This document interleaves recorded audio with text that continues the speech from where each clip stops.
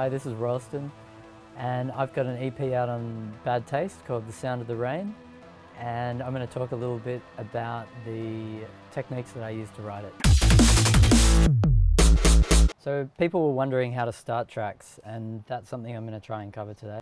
First, I've got the very first version of Dead Hollywood, which sounds quite different to the final version, but the initial element that inspired me to write the song is still there.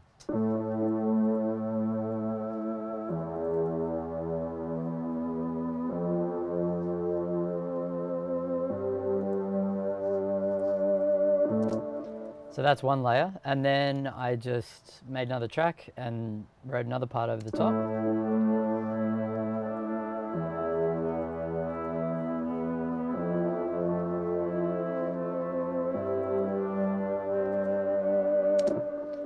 Those notes ended up being the bass line of the final track. It's really simple. Writing that first melodic line gives you the idea to you can write chords around that, and it tells you where you can go with the track. Those chords became the intro to the final song.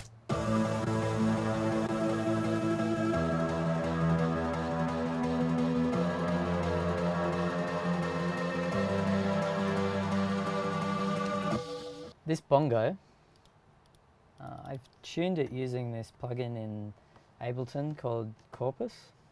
So it sounds like this without any plugins on it. It should just sound like a bongo.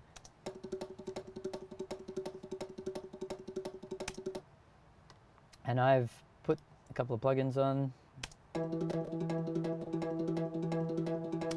Down here in the tune, I've tuned it to the note to E.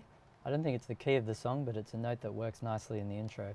And it's a fifth above the note that the song drops into, so it kind of adds some nice tension. And then I've added erosion on top of it, which decays the sound. And then EQ'd the bottom out, limited it, and put a filter on. And over the course of the build-up, I'm just increasing the decay of the sound, so hopefully you can see that. There's, yeah, and the radius. So the sound kind of builds in intensity just before the drop, which is a pretty standard thing to do. I think one thing that you want to do when you're writing a tune is, if you're writing a big build-up, you don't want the drop to come as a total surprise. There should be things in the drop that indicate what's going to come after. So in Dead Hollywood, the chord sequence in the intro is actually pretty much the same as after the drop. It's just orchestrated differently, so it kind of it's prepared your ears for what's going to come after. And another thing that I did in the intro is all the percussion kind of echoes the percussion patterns that are in the drop. So there's unusual beats. These are the main drums.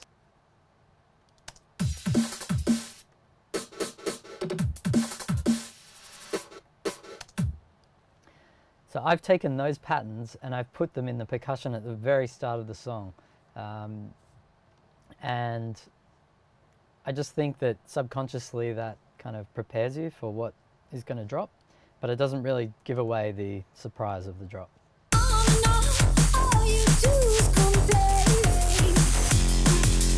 I think the thing that keeps this song going is this little sound.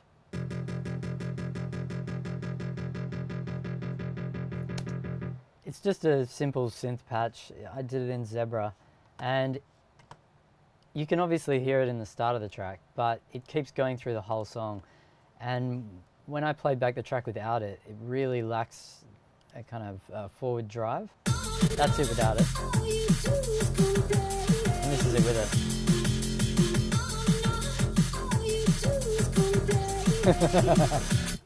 You can hardly tell the difference, but it does make a difference, I think.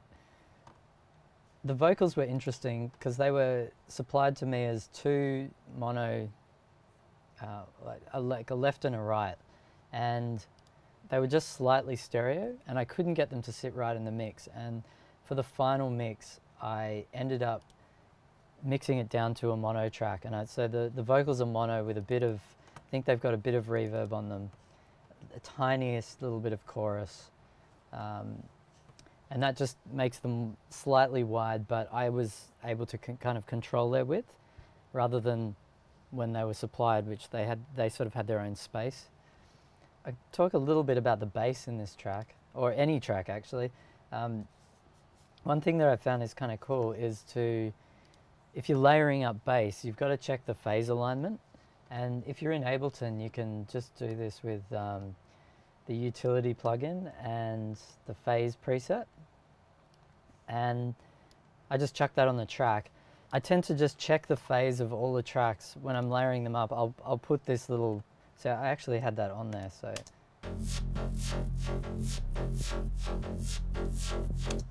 Probably won't be able to hear it very well, but it's worth checking because sometimes you find combinations of bass, like by flipping the phase around, where one just sounds really fat, and that's the one you should use.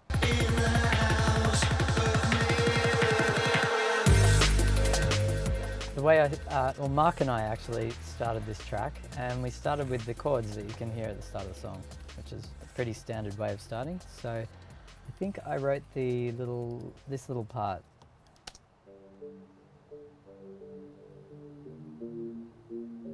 So that pretty much determined what chords were going to be in the entire song, and I think it's 4 chords. I've taken those chords and stretched them out over the song. I've written another melody, which is this high melody, which comes in later in the song.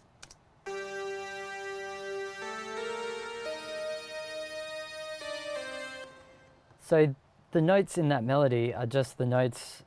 I'd say they're pretty much the notes in the chords that I've used, maybe with a few in between notes. But I started with the chords, and then Mark wrote the vocals, which also kind of, as we wrote the vocals, we wrote the melody as well.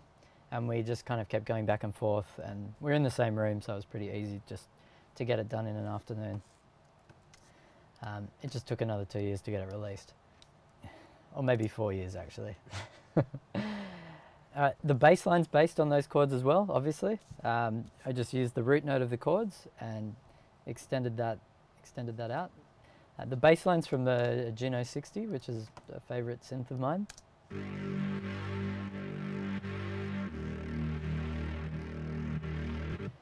You can see it's fading in and out there. That's the side chains, and that's something I was going to show you actually.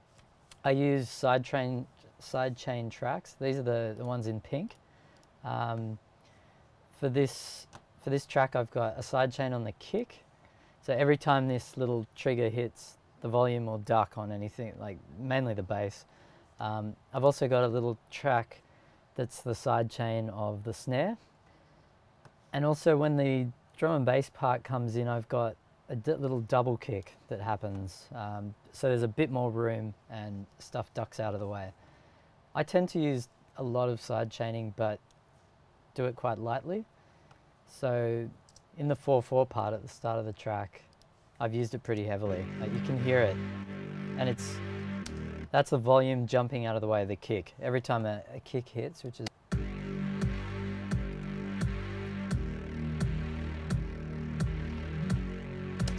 so it's jumping out of the way of the kick, and that leaves room for the sub in the kick.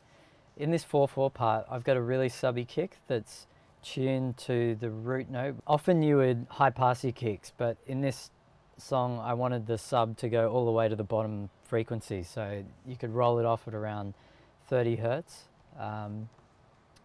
But it goes all the way down. It might be a G actually, which hits at around 50 hertz. And then another layer to the kick is, so you've got this subby sound. I'll just play that. All right, and I know that's hitting a G. Then I've got another layer on top of that, which is, that's kind of a mid-range hit, and that gives you a bit of punch. And then I didn't feel like the kick was sticking out enough, so there's this little sound. It's basically a hi-hat. And when you tie them all together, you get a much bigger kick. Another little thing I used in this track that I thought might be interesting to talk about is after the track drops, each time it drops, I've put this really high noise in,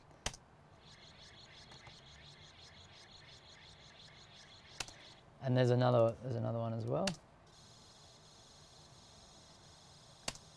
If I turn that up really loud, it'd be a horrible noise, but it's just kind of sitting in the background and it kind of adds intensity. Also, I've got this reverse reverb, which I've just made.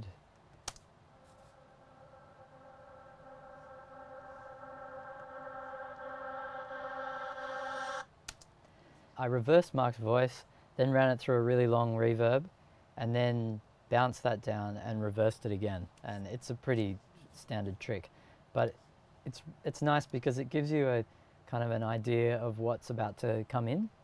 And when Mark's voice comes in, it's not really a surprise because you've heard, for a little while anyway, you've heard the sound of his voice.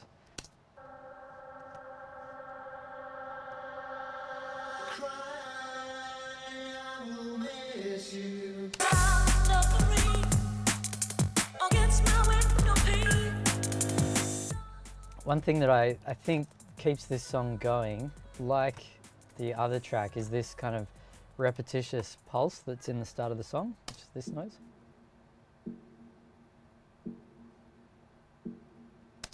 That kind of goes at a low volume throughout most of the track. It's copied down on another track here, and it just kind of subconsciously again keeps the track moving forward.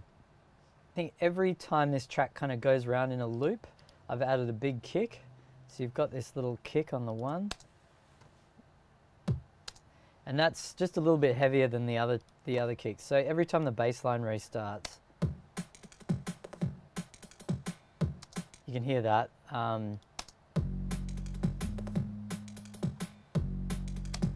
You get that extra thud which kind of tells you that the loop's over. And with reverb in this track, I've done something a little bit different.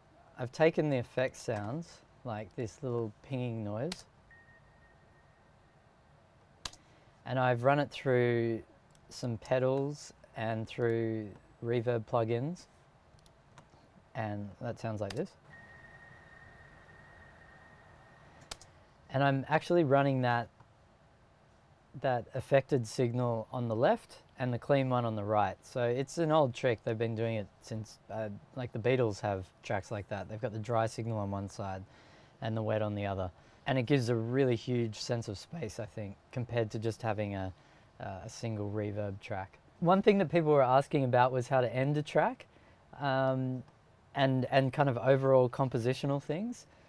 A few tricks that I use, and these are pretty general tricks, but I think they'll help.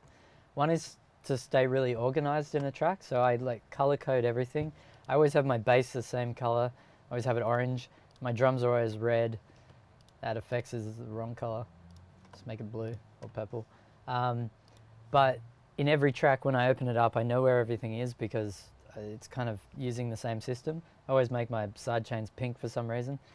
And so it's easy to recognize everything. I also put markers in to kind of say what's happening. So we've got like the drop, first drop, and then a melodic part, an outro, another breakdown. And things like that I think just make, like for me, it makes it easier to get my head around the whole song, and you can kind of concentrate on writing it. I also would put the end in, and it sounds like kind of a dumb trick, but if you put the end in, if you decide I want the track to be about 5 minutes long, and you put in a marker saying this is the end, when you're kind of halfway through a track and you're stuck with wondering, you know, like it feels like you've got an endless canvas basically, having the end marker there means that you know, oh, I've just got to write like another 64 bars or something, and it kind of, it limits what you've got to create, and it just makes it a lot easier to finish things. Yeah, so that's pretty much it.